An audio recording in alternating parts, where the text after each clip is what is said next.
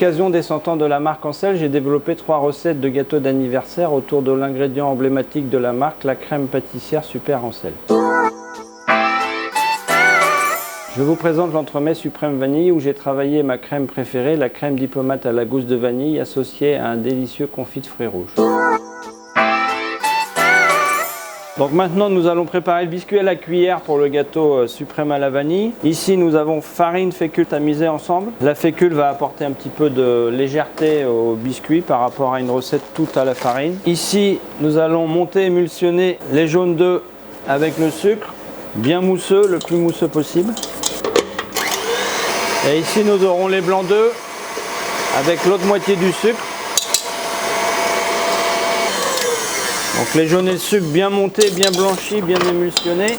En parallèle, on va monter les blancs. On met le sucre au départ, on va monter doucement pour que le sucre ait le temps de fondre. Puisque le sucre dans le blanc d'œuf, c'est le stabilisateur du blanc. Et c'est ce qui va permettre d'avoir un blanc bien lisse.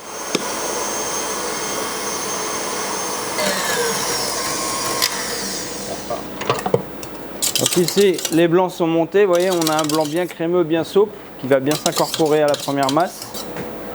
On en met à peu près un tiers. On incorpore le mélange farine-fécule. Ensuite, on va incorporer le reste des blancs et on va mouler notre biscuit. Donc plus le blanc est crémeux comme ça, plus le mélange sera facile. Moins on aura à forcer le mélange et moins on fera retomber la masse à biscuit. On prend un tapis flexipant. On étale bien régulièrement le biscuit. Et on va le cuire à 180 degrés au four ventilé pendant environ 8 à 10 minutes. Donc ici nous allons réaliser le confit de fruits rouges framboise cassis pour le gâteau suprême à la vanille. Purée de framboise, purée de cassis, sucre, sucre inverti, pectine NH et du sirop de glucose. Donc on va chauffer les purées et le sucre inverti au départ avec le sirop de glucose. Voilà, on va chauffer à environ 50 degrés. Pendant que ça chauffe, dans un récipient, on va mélanger le sucre et la pectine, thermo-réversible, qui a pour but de stabiliser l'eau dans le confit et de lui donner de la tenue. Ici, on ajoute sucre et pectine mélangés ensemble. On porte à ébullition et on va cuire entre 103 et 105 selon la consistance recherchée. Voilà, le confit est cuit. On va attendre que l'ébullition s'arrête et on va couler dans les moules juste devant nous. Voilà, donc ici, on coule dans des moules qui sont de taille inférieure à nos tailles de gâteau. On va placer au congélateur de façon à ce que nos inserts durcissent pour pouvoir les démouler.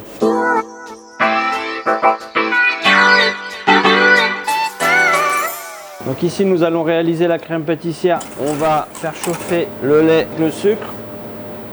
On a fendu la gousse de vanille, donc c'est de la gousse de vanille Titan 6 ébalsée. On récupère bien les petits points noirs qui sont à l'intérieur de la gousse. Et moi j'ai pour habitude de cuire la crème pâtissière avec la gousse jusqu'à la fin de la cuisson, de façon à bien exploiter tout le parfum de la gousse de vanille. En parallèle, on va blanchir les jaunes avec la deuxième partie du sucre, puisque la première a été mise dans le lait.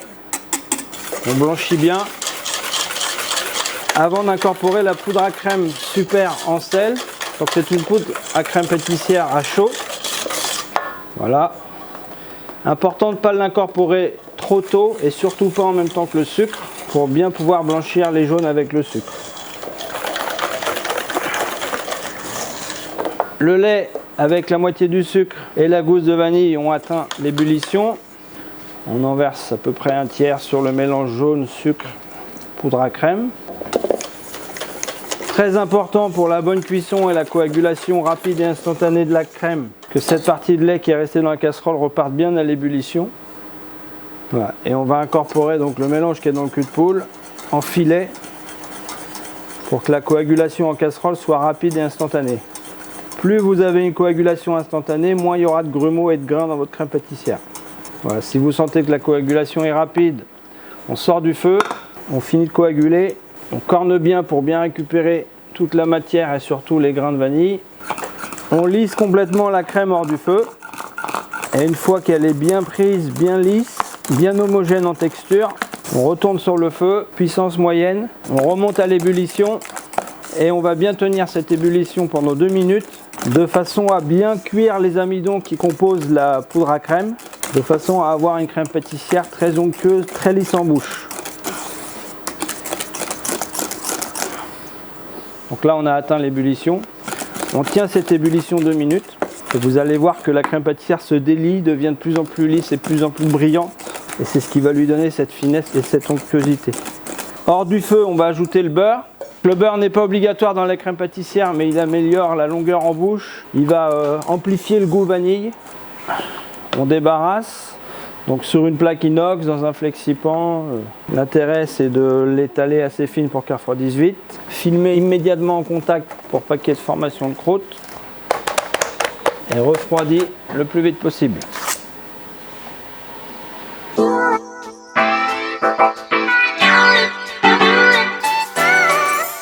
Maintenant, nous allons préparer la crème chantilly qui rentrera dans la composition de la crème diplomate à la vanille pour le gâteau suprême.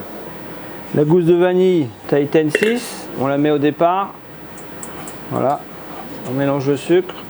Donc bien sûr, c'est une chantilly vanille qui pourrait servir pour plein d'autres choses que la diplomate. Alors certaines personnes réalisent des crèmes diplomates avec des crèmes fouettées non sucrées. Moi, je préfère moins sucrer ma crème pâtissière et sucrer la chantilly de façon à avoir quelque chose de très rond en bouche. Alors pour la crème chantilly, plus on va être capable de monter en vitesse moyenne, plus on aura de volume et d'onctuosité. Par contre, s'il fait chaud dans l'atelier ou dans le laboratoire, ne pas monter trop lentement pour pas que la crème chauffe. Plus on monte une crème froide, plus elle va être onctueuse et moins elle va avoir tendance à trancher et à tourner en beurre.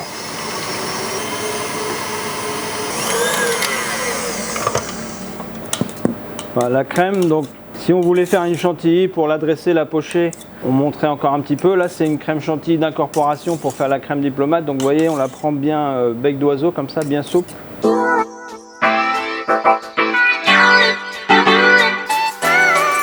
Donc ici, on va réaliser la crème diplomate à la vanille pour le gâteau suprême. Donc la crème pâtissière que nous avons réalisée tout à l'heure, la crème chantilly et de la gélatine en feuille hydratée, qualité or.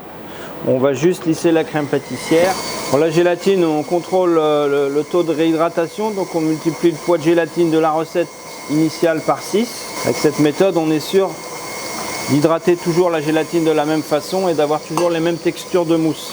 Donc là, la crème pâtissière est bien lisse. On incorpore la gélatine fondue qui a passé 30 secondes au micro-ondes, fondue bien liquide. Faire attention que la crème pâtissière ne soit pas trop froide pour pas que la gélatine bloque instantanément. Voilà, la crème est très lisse. Pour le mélange, délicatement la crème chantilly dans la crème pâtissière vanille avec la gélatine. Comme la crème était montée bien moelleuse, vous voyez, ça se mélange tout seul. Voilà, donc ici on va réaliser le sirop vanille pour le gâteau suprême vanille. Donc sirop à 30, eau. On va fendre, gratter la gousse de vanille Titan 6, porter à ébullition le tout ensemble et bien laisser infuser. Si on peut préparer un petit peu les sirops à l'avance pour qu'il y ait un certain temps d'infusion, c'est mieux, de façon à développer tout l'arôme de la vanille. Voilà, dans les sirops, il y a possibilité aussi d'ajouter un petit peu d'extrait de vanille Titan 6 si on veut booster un peu les arômes. Voilà, on débarrasse, on va filmer pour laisser infuser et on réserve. Voilà, donc là le biscuit cuillère est cuit, on pose une feuille dessus, on le retourne, on démoule. Et ensuite on aura juste à détailler les disques pour nos entremets. On prend soin toujours d'utiliser une taille de biscuit inférieure à la taille du cercle de montage. Donc ici on prend notre crème diplomate vanille. En premier on va chemiser les cercles à l'aide d'une maryse ou d'une spatule. Ouais, c'est ce qu'on appelle chemiser, donc ça va éviter qu'il y ait des trous et des bulles d'air au démoulage du gâteau. Donc nous on essaie toujours d'imbiber les biscuits hors du cercle pour ne pas mettre du sirop partout et qu'il n'y ait pas trop de sirop qui passe dans la crème. Ensuite on va placer un premier biscuit cuillère imbibé dans le sirop vanille. On peut aussi imbiber comme ceci. Ensuite on va garnir d'un trait de crème diplomate vanille. Voilà, ici on place les inserts. Donc les inserts font la même taille que les biscuits, 2 cm plus petits que les cercles.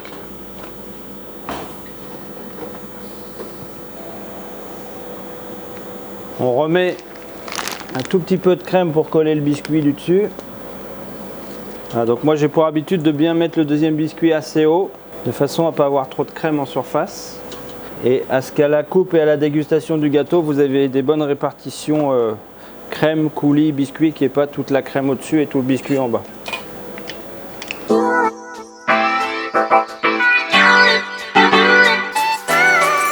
Donc ici nous allons réaliser les macarons qui serviront au décor du gâteau suprême. Le temps pour temps amande, moitié sucre glace, moitié poudre d'amande. Un tout petit peu de colorant en poudre non azoïque pour leur donner une légère couleur rosée. Voilà, des blancs d'œufs. Donc ici on va faire une pâte d'amande en fait. Et dans cette pâte d'amande on viendra incorporer une meringue italienne pour faire la masse à macarons. Voilà, on obtient une pâte d'amande assez souple. Ensuite on va faire la meringue italienne. Donc blanc d'œuf monté, le sucre et l'eau à cuire. On va cuire l'eau et le sucre à 118 degrés. Voilà, on va déjà monter le sucre à 110. Quand le sucre va être à 110, on va vraiment commencer à monter les blancs. De façon à avoir les blancs d'œuf montés en neige et le sucre cuit à 118 en même temps.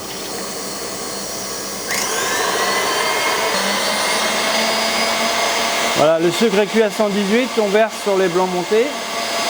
On laisse tourner la meringue jusqu'à ce qu'elle refroidisse à 40 degrés.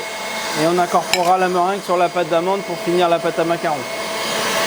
Voilà, donc ici la meringue italienne a refroidi, on est environ à 40 degrés. Et on a une belle meringue qui se tient mais qui est bien lisse. On va en incorporer à peu près un quart dans la première masse. Et on va faire le macaronnage complètement à la feuille au batteur.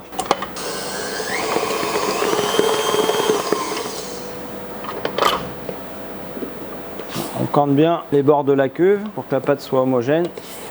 On incorpore le reste de la meringue italienne et on finit le macaronnage de la pâte à macarons. Donc là, selon les macarons que vous voulez, bombés, plutôt lisses, plutôt plats, petits macarons, gros macarons. Plus les macarons sont petits, plus on va faire une pâte souple. Plus on veut faire des gros macarons individuels ou en entremets, moins on va macaronner pour avoir une pâte ferme.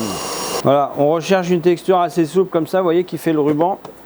On va faire des macarons assez petits qui serviront en décor. On a fait attention à faire une couleur assez pastel, que ça soit pas trop criard.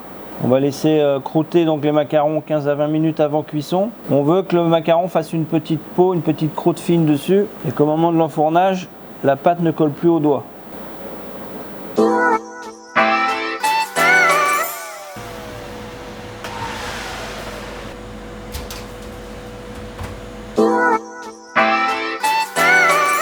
Voilà, donc ici on récupère les gâteaux suprêmes du congélateur. On va les décercler et on va faire un marbrage de couleur. On a coloré légèrement du nappage en rouge et on va utiliser le nappage neutre.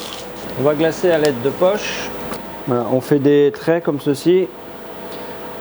On recouvre avec du glaçage neutre et avec la palette en glaçant on va marbrer un petit peu. On retire l'excédent de glaçage, on retire la bande de plastique rhodoïde autour et on va disposer nos gâteaux sur carton à entremets. Voilà, donc là avec un petit peu de crème mousseline, on va coller les macarons autour des gâteaux.